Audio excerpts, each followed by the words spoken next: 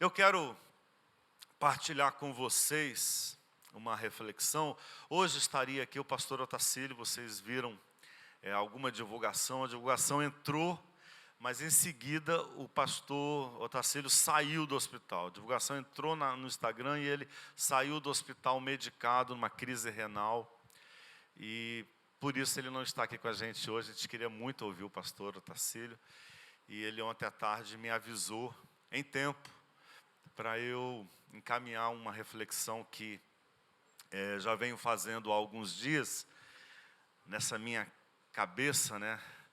Umas minhoquinhas aqui na cabeça, e eu queria partilhar com vocês. E a carne se fez palavra, é o tema que eu dei a essa reflexão. Você pode, junto comigo, acompanhar a leitura do texto bíblico, Lucas, capítulo 13, do versículo 10 ao versículo 17.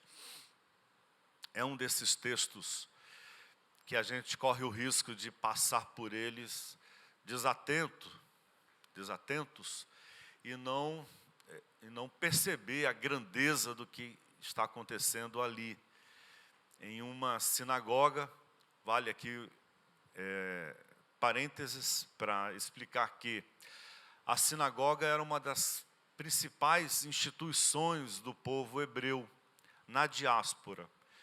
O povo hebreu que vinha numa sucessão de dominação política dos gregos, dos sírios, dos persas, dos gregos e agora dos romanos. E disperso por terras que não eram as suas terras, por culturas que não eram as suas culturas, a sinagoga foi a invenção para salvar seus corpos possuídos por poderosos, para salvar a identidade do judeu, para não permitir que o corpo judeu deixasse de ser judeu, com todas as memórias, todas as revelações, com todos os desejos, todas as buscas. E nessa sinagoga, Jesus faz uma intervenção, e ela é cheia de significado. Eu queria partilhar com vocês. Lucas, Evangelho de Jesus segundo Lucas, capítulo 13, do versículo 10 ao versículo 17.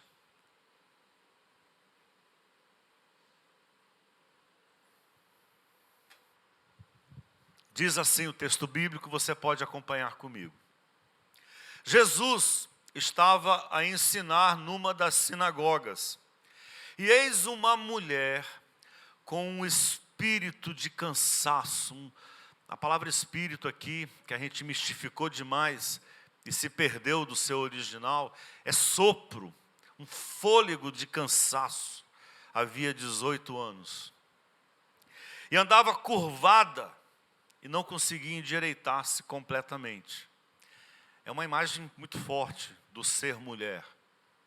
Eu quero lembrar a vocês que toda a narrativa do Novo Testamento segue essa abordagem sempre cheia de figuras, de metáforas. Figuras e a realidade se misturam, né? Metáfora e o real se tornam uma coisa só. Essa mulher, ela representa toda essa complexidade exaustiva de ser mulher, de ser oprimida, de não ter voz. Vendo-a, diz o texto, Jesus chamou-a e disse-lhe: mulher, foste liberta do teu cansaço. E impôs-lhe as mãos. No mesmo instante, ela endireitou-se e começou a dar glória a Deus. Começou a falar. Num lugar em que mulheres não falam. Ainda mais num sábado, que todos murmuram, com medo de qualquer movimento e qualquer expressão que contamine o dia sagrado. Reagindo, o chefe da sinagoga, provavelmente um escriba, que eram mestres da lei, indignado por ver que Jesus fazia uma cura ao sábado, disse à multidão: 6 dias há durante os quais se deve trabalhar, pois nesses dias vinde para seres curados, e não em dia de sábado. Aquela mulher nunca incomodou ninguém, enquanto esteve calada, esquecida, deixada de lado. No dia que ela é tirada do canto e colocada no centro, no dia que ela é enxergada, no dia que ela é devolvida à vida, aí ela incomoda o chefe da sinagoga e incomoda o sábado. O Senhor respondendo-lhe, disse: hipócritas, não solta cada um de vós aos sábados o seu boi ou o seu burro da manjedoura e o leva a beber? E essa mulher, sendo filha de Abraão, presa por Satanás há 18 anos, não deveria ser libertada dessa prisão em um sábado? E eu quero lembrar a vocês que Satanás aqui também é uma palavra mistificada, porque a palavra é literalmente adversário, pelo inimigo, não é? Ora, quem é o inimigo dessa mulher? Quem é o inimigo dessa mulher? Quem é Satanás, senão o chefe da sinagoga?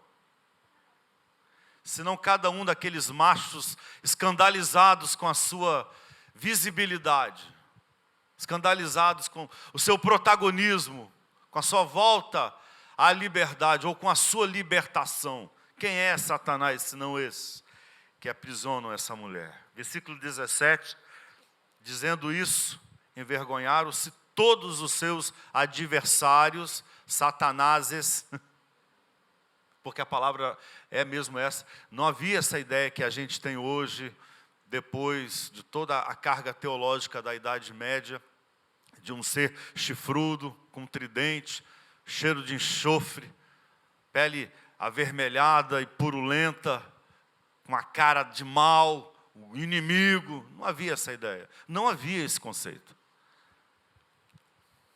E todos os seus diabos se envergonharam, e a multidão alegrava-se com todas as maravilhas que ele realizava. Que narrativa, não é não? Graças a Deus por isso. Eu percebo que tem gente com frio, que está sofrendo, né? Se não fosse o caso, talvez, de desligar uma dessas máquinas, ou não?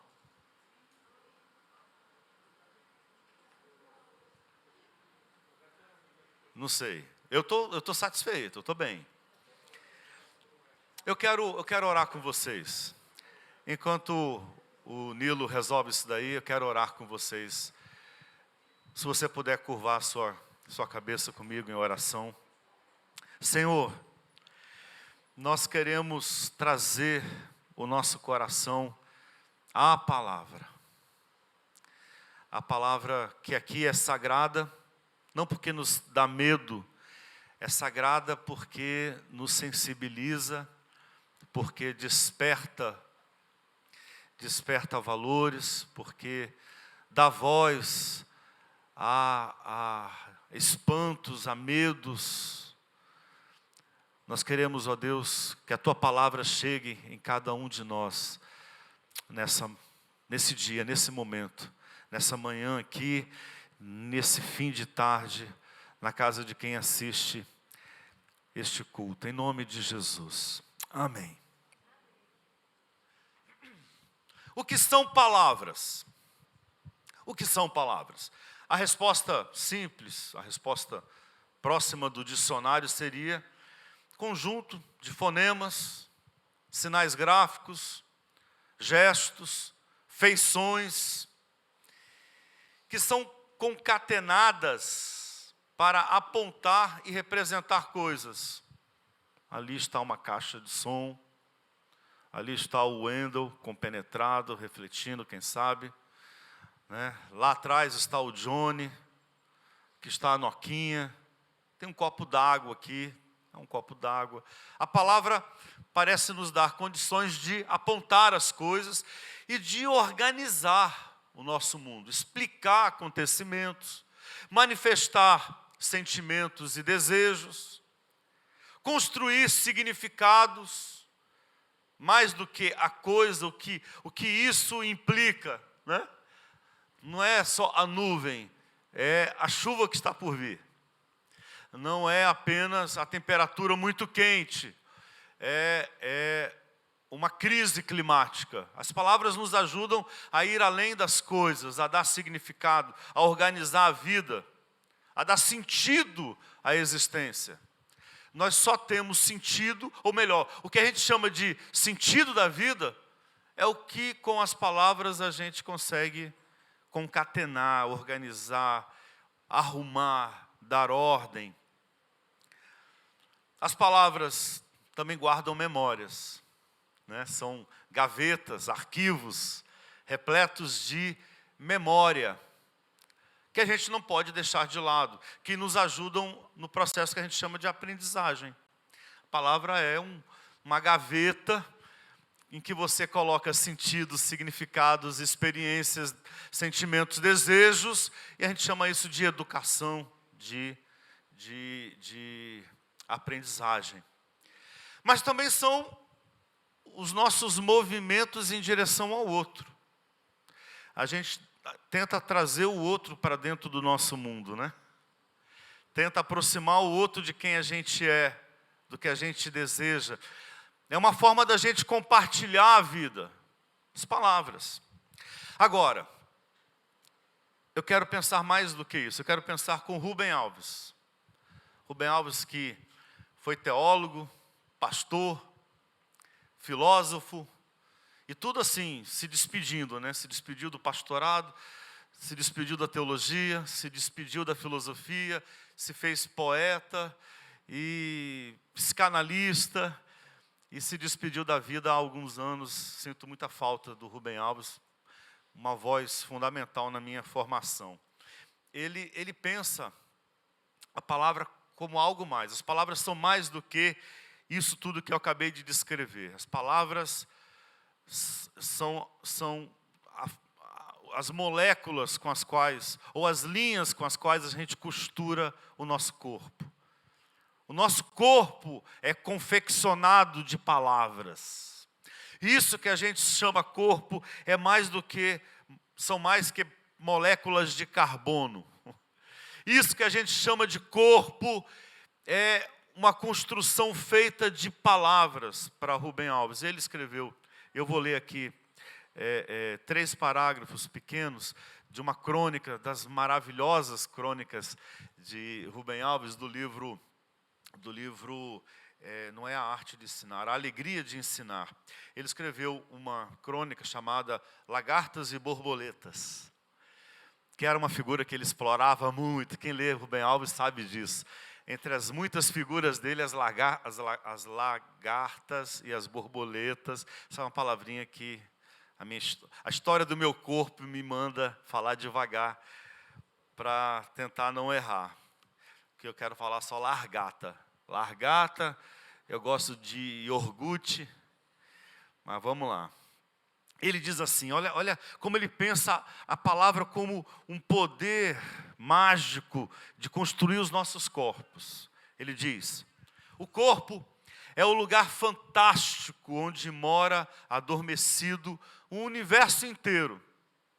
Como na terra moram adormecidos os campos e suas 1000 formas de beleza, e também as monótonas e previsíveis monoculturas, como na lagarta mora adormecida uma borboleta, e na borboleta uma lagarta, como nos sapos moram príncipes, e nos príncipes moram sapos, como em obedientes funcionários que fazem o que deles se pedem, moram leonardos que voam pelos espaços sem fim dos sonhos. Tudo adormecido. O que vai acordar é aquilo que a palavra chamar. As palavras são entidades mágicas, potências feiticeiras, poderes bruxos que despertam os mundos que jazem dentro dos nossos corpos, no estado de hibernação, como sonhos. Nossos corpos são feitos de palavras. Assim, podemos ser príncipes ou sapos, borboletas ou lagartas, campos selvagens ou monoculturas, leonardos ou monótonos funcionários. Mas é preciso não ter ilusões. A palavra tanto pode invocar príncipes quanto sapos.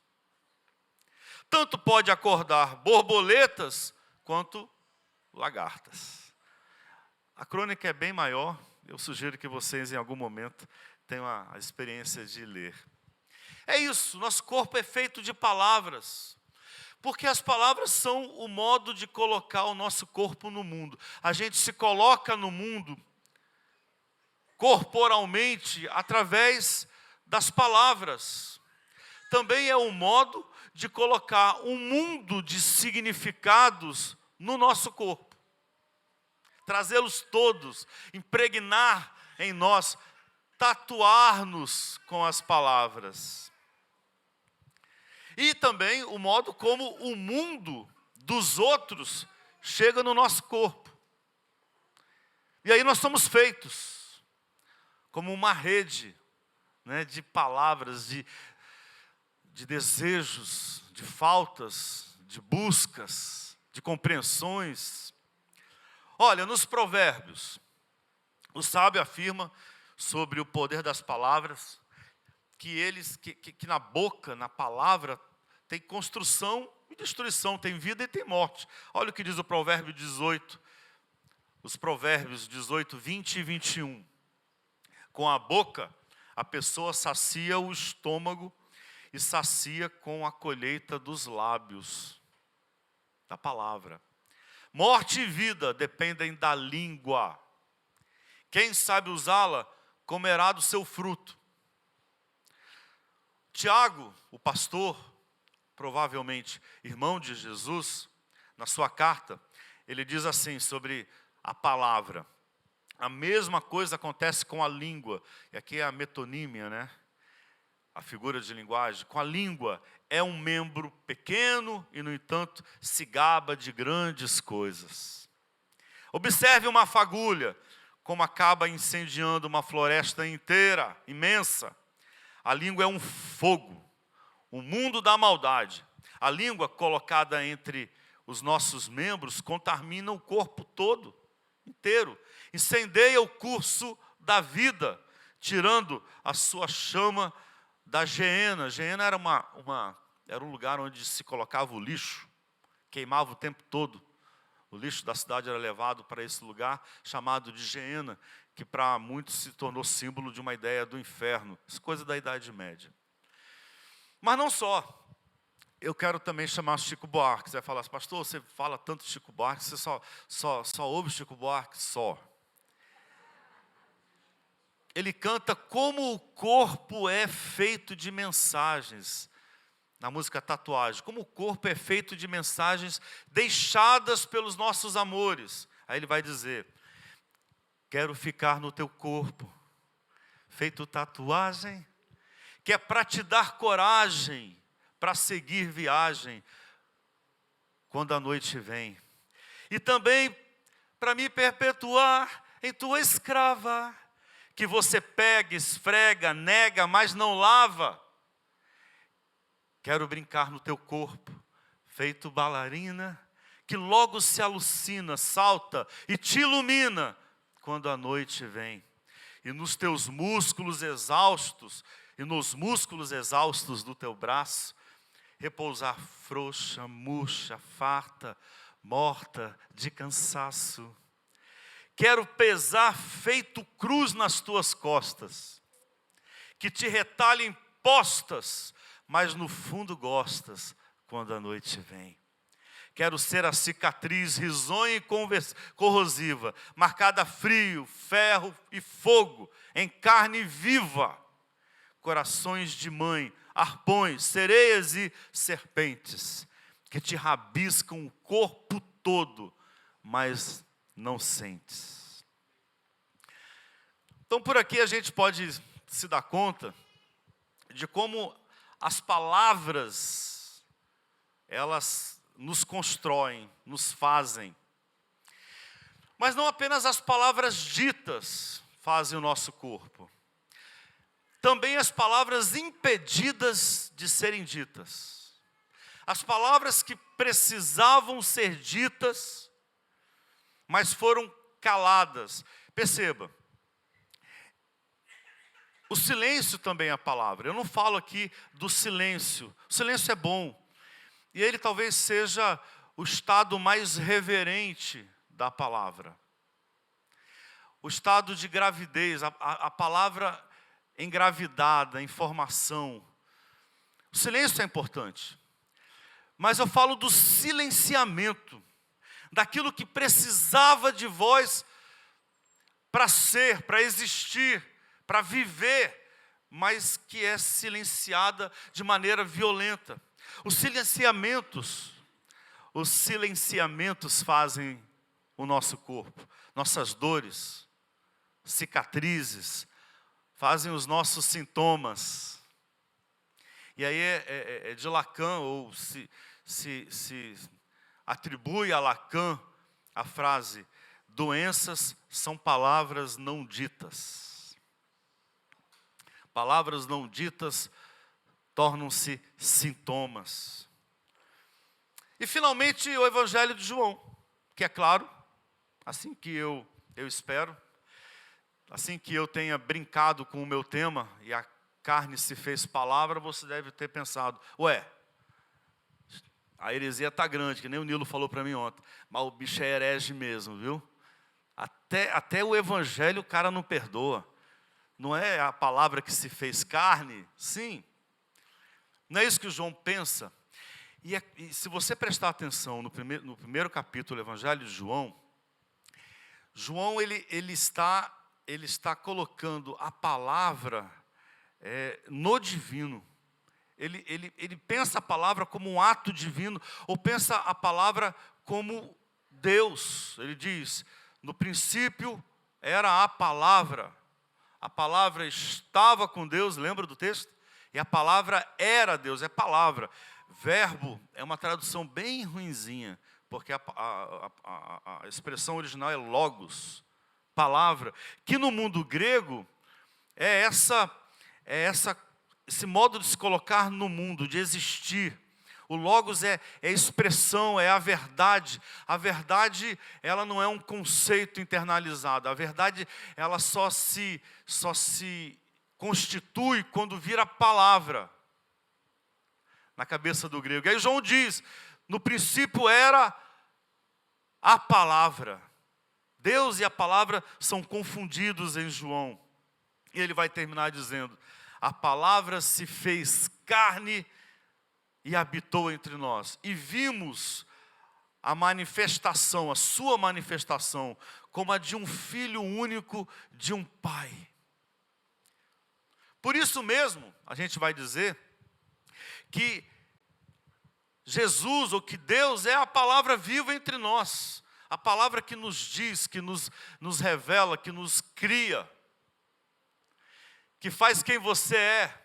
Esse teu corpo que é literatura pura, que é texto. Teu corpo é tão dizente, é tão falante. Cada uma dessas rugas, dessas faltas, desses acréscimos, cada uma dessas marcas, dessas cicatrizes, disso que tatuou em você quem você é. Tudo isso é texto, é palavra, é voz, e precisa de expressão. Ora, se Jesus é a palavra viva entre nós, Jesus é aquele, portanto, que dá aos corpos silenciados e curvados de cansaço a palavra. Quem é Jesus? É aquele que dá aos corpos silenciados e exauridos a palavra para viver. Jesus é a chance dos corpos se erguerem pela palavra, dos corpos encontrarem libertação pela palavra. Essa deve ser a experiência da fé autêntica, cristã. Corpos revividos, corpos ressuscitados. A esperança do cristão não é morar no céu, é ter o seu corpo ressuscitado, revivido, reenergizado, retomado, o seu corpo recriado, reinventado, ter o seu corpo existindo. Jesus é isso para nós no Evangelho. Jesus é palavra, é testemunho. A gente tem uma ideia de salvação como sendo uma coisa extramundo, né? Para depois da morte. Mas em Jesus não é isso. Salvação em Jesus é a vida mais viva. É a existência mais inteira. É o corpo mais pleno. Eu posso chamar um corpo mais feliz, mesmo nas dores, mesmo nos traumas, né? E aí a gente pegar carona em Píndaro, né? O poeta grego, quando ele diz: torna-te quem tu és. É isso. Jesus é a chance de você se tornar quem é. Esse teu corpo encontrar lar, casa, ser hospedado, ser amado, ser abençoado. E não foi essa a história daquela mulher, liberta na sinagoga por Jesus? A sinagoga, como eu disse para vocês, justamente para insinuar, para ocasionar compreensão, a sinagoga, ela era o lugar da palavra, deveria ser.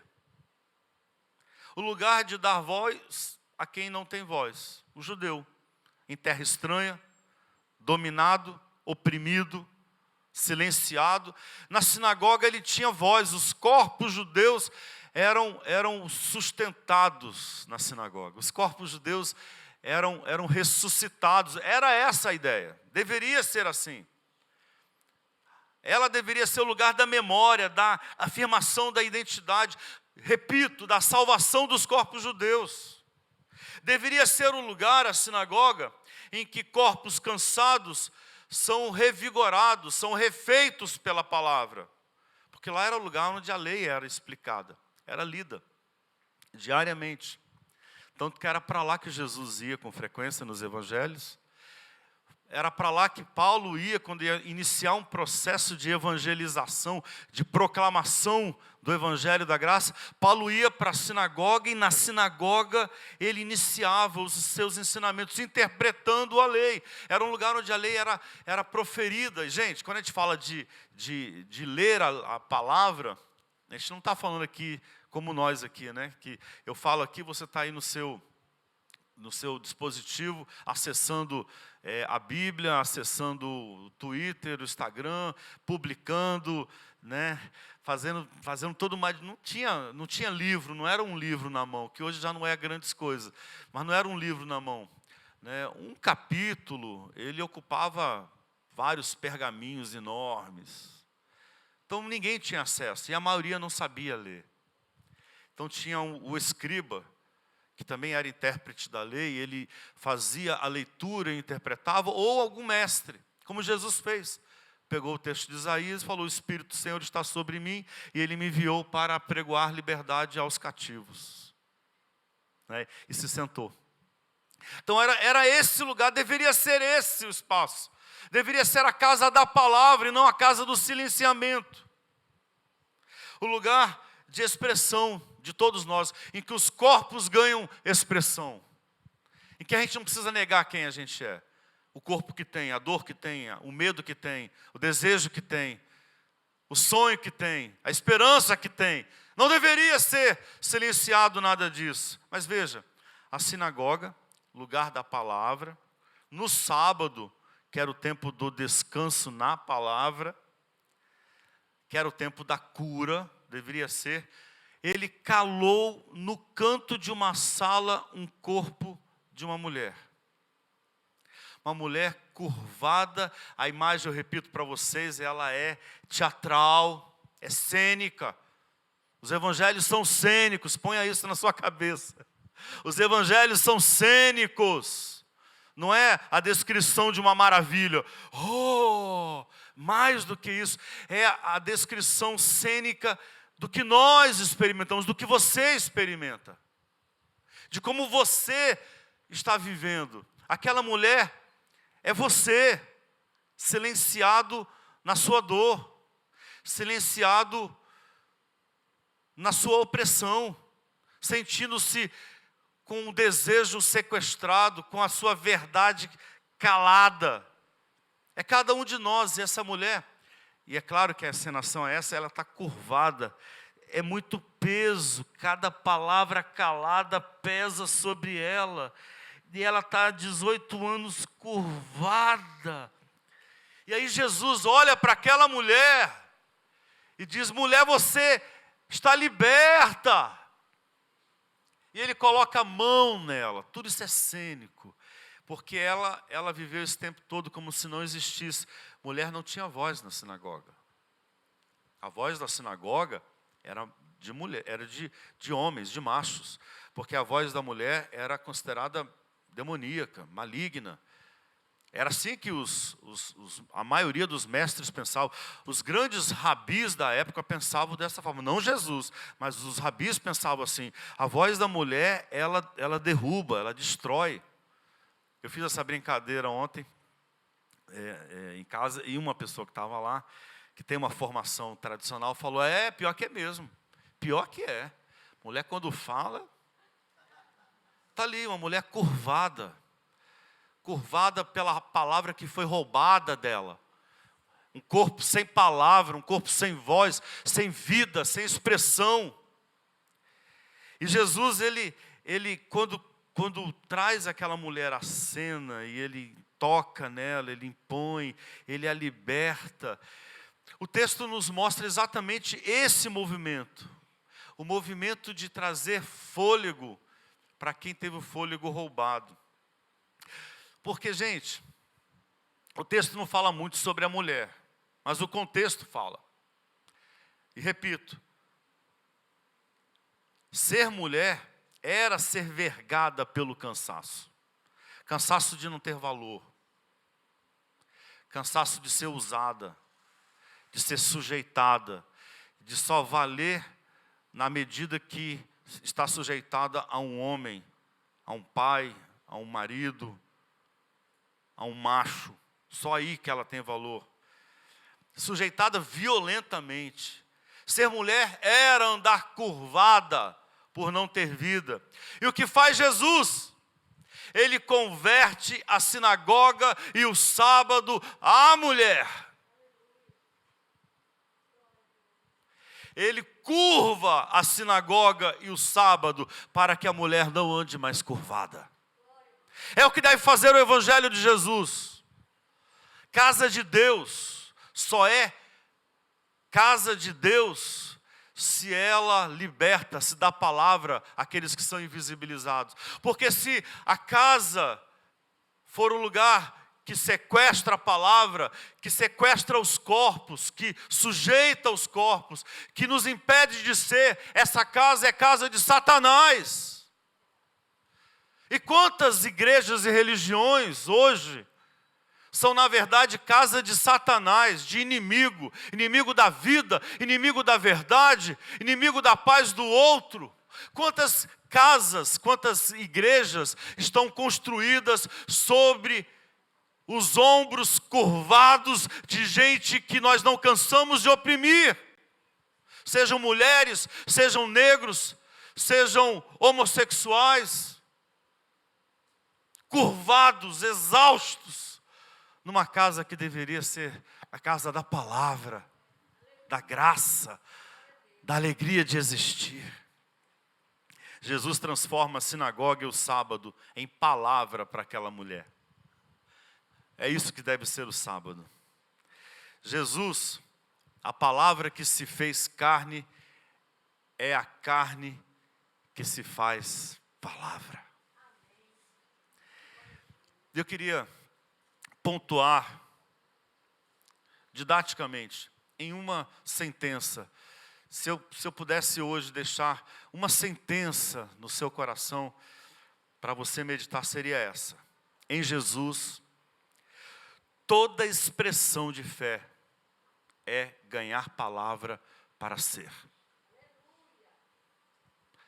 Em Jesus, toda expressão divina, toda expressão de fé é palavra para ser. E fazendo um apanhado nas palavras da nossa fé, eu diria, na oração, a partir de Jesus, não pedimos favores a um Todo-Poderoso, mas experimentamos o poder de dizer o que está silenciado em nós.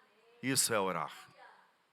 Em Jesus, a Bíblia não é o livro de regras, mas as palavras de milhares de testemunhos emprestadas para a nossa fé. Em Jesus, o culto não é o tempo mágico para ter uma vida que ninguém tem, mas a dança das palavras para animar nossos corpos cansados. Em Jesus, nossos louvores não são a exaltação de um Deus carente e mal resolvido, que tem que ser elogiado e exaltado o tempo todo por nós. Não, em Jesus, os nossos louvores são palavras encantadas pela música e pela poesia para curar corpos silenciados.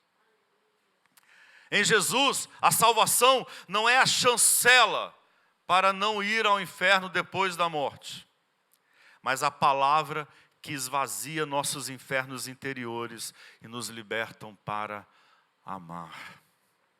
A santidade em Jesus não é ter corpos reprimidos de tão puros, mas corpos que ganham palavra para terem paz. A igreja não é a reunião de gente excepcional, mas o ajuntamento de gente que, pela palavra de Jesus,